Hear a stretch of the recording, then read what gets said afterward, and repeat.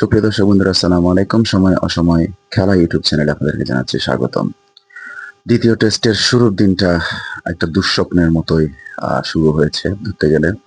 কারণ বাংলাদেশ যেভাবে batting collapse করেছে, এটা আসলে একটা অনুমেয় ছিল শুরু থেকে। আসলে যে অস্ট্রেলিয়া এরকম কন্ডিশন বানাতে চাচ্ছে এবং তারা করেই দেখিয়েছে। ডারউইনে আমরা যেটা দেখেছি সেটা আসলে বাংলাদেশের মতোই বান্ধব একটা পরিবেশ ছিল সেখানে। But great barrier reef arena কুইন্সল্যান্ডের এই মাঠে বাংলাদেশ শুরু থেকে যেভাবে উইকেট কোলাপস করেছে তাতে বলাই যায় যে অস্ট্রেলিয়াটা সেম কন্ডিশনই বানিয়েছে। আমি আগের ভিডিওতে বলেছিলাম টস এখানে একটা বিগেস্ট ফ্যাক্টর হতে পারে।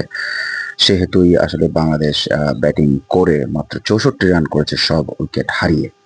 তো এই খেলার যে আমরা মূল জিনিসটা দেখতে পেয়েছি সেটা হচ্ছে পেসাররা এখান থেকে সব উইকেট নিয়ে নিয়েছেন। মিচেল স্টার্ক, তারপর হচ্ছে প্যাট কামিন্স দুর্দান্ত বোলিং করেছেন, যার ফলে বাংলাদেশের ব্যাটসম্যানরা এখানে আসলে দিশাহারা হয়ে গেছেন যে কার আগে কে আউট হতে পারে। মজার বিষয় হচ্ছে সবার শেষে নেমে অর্থাৎ 11 নম্বর ব্যাটসম্যান শরীফুল ইসলাম, তিনি সর্বোচ্চ স্কোরার।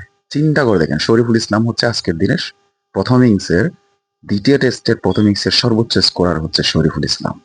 তিনি কত রান নিয়েছেন? সবার থেকে বেটার রান নিয়েছেন। 19 বলে 14 রান তিনি সংগ্রহ করেছেন, অর্থাৎ 14 রানটাই হচ্ছে এখানে সর্বোচ্চ স্কোর আজকে ব্যাটসম্যানদের জন্য।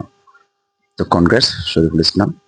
অন্তত শরীফের মতো যদি সবাই যদি কিছুটা হলেও রান করতো তাহলে হয়তো বা 64 রানে অল আউট হতে হতো না বাংলাদেশকে।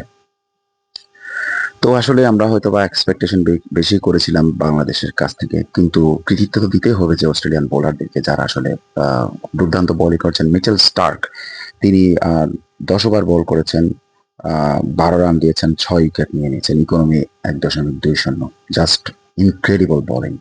যেভাবে তিনি বাংলাদেশের ব্যাটসম্যানদেরকে মানে এক কথায় নাকানি চুবানি খাইয়েছেন এরকম অবস্থা। মানে দুর্দান্ত বোলিং আমি বলবো এই পিচে। তারপর হচ্ছে প্যাট কামিন্স 10 ওভারে তিনিও সংগ্রহ করেছেন 3 উইকেট সংগ্রহ করেছেন। তো বলা যায় যে আসলে একটা দুর্দান্ত বোলিং করেছেন এবং তারা একটা সিমেন্ট কন্ডিশন তৈরি করেছে ওখানে, যার ফলে গিয়ে বাংলাদেশের ব্যাটসম্যানরা কোলাপ করেছে। এবার আসে বাংলাদেশের ব্যাটসম্যানদের কি অবস্থা। টপ অর্ডার থেকে শুরু করে একদম মিডল অর্ডার সবাই কিন্তু ভরাডুবি। সাদমান 1 বলে 0, তানজিদ 2 বলে 0, মমিনুল 16 বলে 9 করেছেন। তারপর হচ্ছে শান্ত 1 বলে 0, মুশফিক 42 বলে 5 রান। অনেক চেষ্টা করেছিলেন কিন্তু শেষমেশ আর রক্ষা হয়নি। লিটন 5 বলে 0, মেহেদী হাসান বিরাজ 51 বলে 11 রান। আজকেও চেষ্টা করেছেন কিন্তু হয়নি। তারপর হচ্ছে হাসান ভালো করেছেন, তিনি 36 বলে 10 রান করেছেন। আমি আজকের দিনের জন্য ভালো বলবো অবশ্যই। তাই জন্য নট আউট চেষ্টা করেছিলেন থাকার, 26 বলে 11 রান করেছেন। তাসকিন 7 বলে 1, শরীফুল 19 বলে 14 করেছেন। তো আজকে আমরা দেখতে পাচ্ছি এখানে প্রায় 4 জন ডাক মেরেছেন আজকে। তো এই হলো আজকের বাংলাদেশের প্রথম ইনিংসের অবস্থা, যাচ্ছে ছাই অবস্থা। তো জানি না আসলে বোলাররা এখান থেকে কি পায়। তো আসলে ধরতে গেলে দ্বিতীয় টেস্ট অস্ট্রেলিয়ানরা প্রথম দিনেই তাদের করে নিয়ে গেছে, কারণ এখান থেকে আসলে বাংলাদেশের খুব একটা কিছু করার থাকবে না যদি বোলিংরা আহামরি কিছু না করে। সো আমরা মনে করতে পারি যে এটা অস্ট্রেলিয়ানরা খুব বড় ব্যবধানে হয়তো বা জিততে যাচ্ছে।